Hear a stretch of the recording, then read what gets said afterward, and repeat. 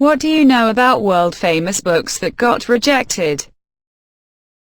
Prior to turning into probably the most mainstream books ever, works of art, for example, Gone with the Wind and Harry Potter were dismissed again and again before it was at last concluded that they merited distributing.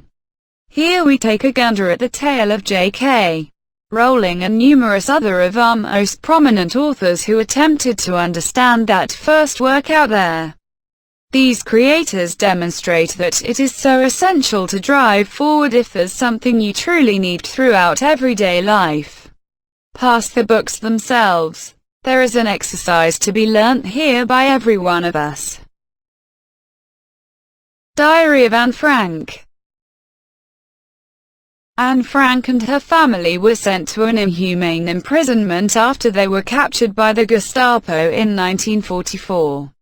Anne's dad Otto Frank was the main relative who survived. At the point when he was given his girl's journal, he chose to have it distributed.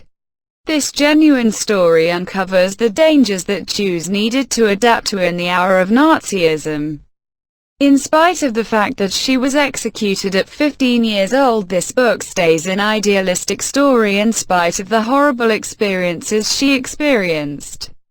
This book was dismissed multiple times and many felt that individuals weren't prepared to remember the fear of World War II.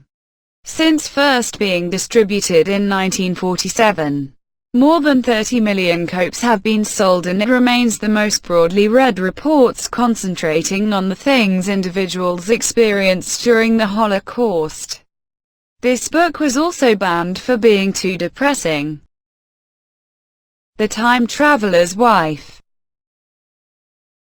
Audrey Niffennegger is an American essayist and visual craftsman. Her first book, The Time Traveler's Wife, is a story about a man who can go through time, however is hitched to a lady who can't.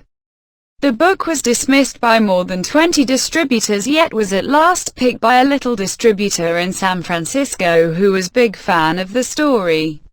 It was distributed in 2003, turning into a global smash hit and winning the exclusive Books Booker Prize and a British Book Award.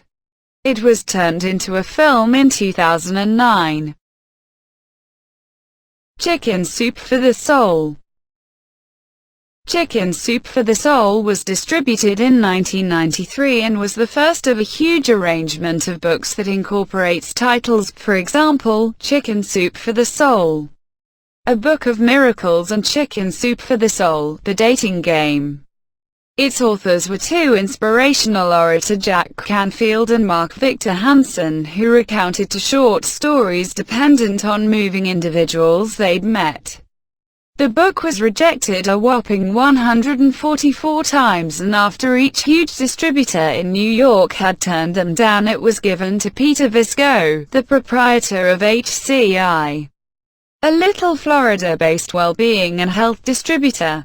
He adored the persuasive short stories remembered for the book and consented to distribute it.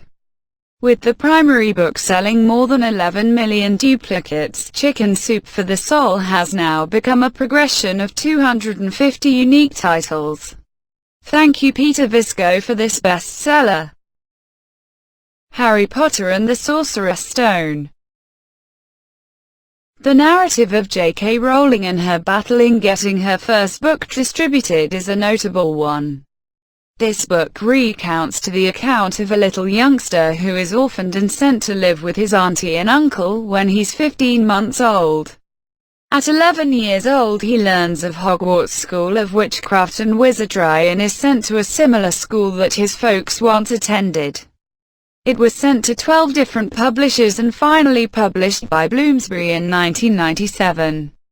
There are currently 7 books in the Harry Potter series, which has gotten extraordinary compared to other selling series of all time. When living as a jobless single parent, after the book was distributed, Rowling proceeded to get probably the most extravagant lady in Britain. Gone with the Wind. Gone with the Wind was composed by American creator Margaret Mitchell, who filled in as a correspondent at the Atlanta Journal, however, had to relinquish her position in 1926 because of physical injuries.